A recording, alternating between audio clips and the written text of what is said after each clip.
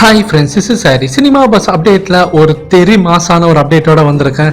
So பேட்ட படத்துடைய box office பார்த்தீங்கன்னாக்கா இப்போ வேற லெவலில் போயிருக்கு.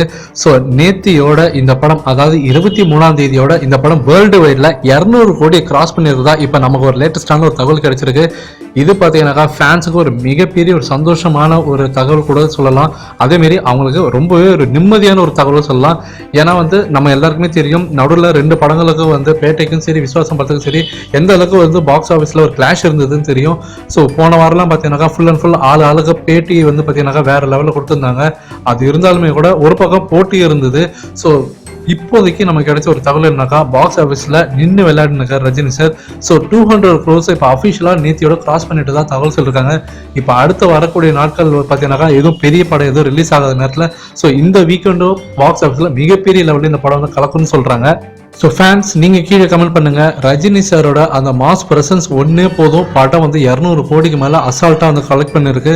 ஸோ இப்போ அடுத்தது பார்த்தீங்கன்னாக்கா சென்னையிலேயும் பார்த்தீங்கன்னாக்கா டாப்பில் நிற்குது.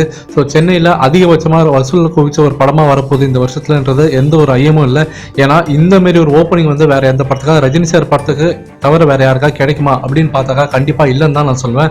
ஏன்னா 5 தடவை சென்னையிலேருந்து 10 crores மேலே வசூல் பண்ணியிருக்கு ரஜினி சாரோட படங்கள். வேற யாருக்குமே இந்த மாரி ஒரு இது கிடைச்சதே கிடையாது. அப்படி ஒரு கௌரவம் கிடைச்சிருக்கு சென்னையில் ரஜினி சாருக்கு.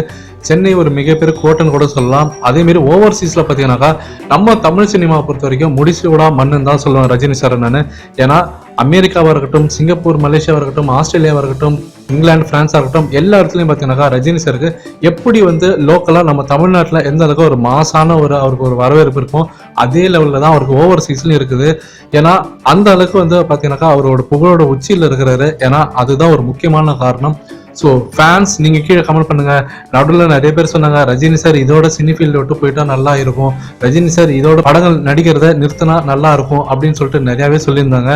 ஆனால் போக போக பார்த்தீங்கன்னாக்கா ரஜினி சாரோட படங்களோட பாக்ஸ் ஆஃபீஸ் கலெக்ஷன்லாம் அதிகமாகிட்டே தான் போகுது. படங்கள் எதுவுமே குறைஞ்ச மாதிரியே தெரியல. அந்த அளவுக்கு வசூலை கலக்கினுக்காரு.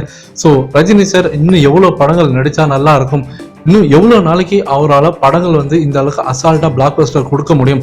ஏன்னா இந்த படம் பிளாக் பஸ்டர்னு சொல்லிட்டு சன் பிக்சர்ஸ் அஃபிஷியலாக அனௌன்ஸ் பண்ணிட்டாங்க அவங்களோட ட்விட்டர் பக்கத்தில். ஆனால் இப்போ இருக்கிற நிலைமை என்னன்னாக்கா, இது பிளாக் பஸ்டர் ஸ்டேட்டஸை தாண்டி இண்டஸ்ட்ரியல் ஹிட் இந்த ஸ்டேட்டஸுக்கு மாறின்னு இருக்குன்னு சொல்கிறாங்க வர்த்தக ரீதியாக.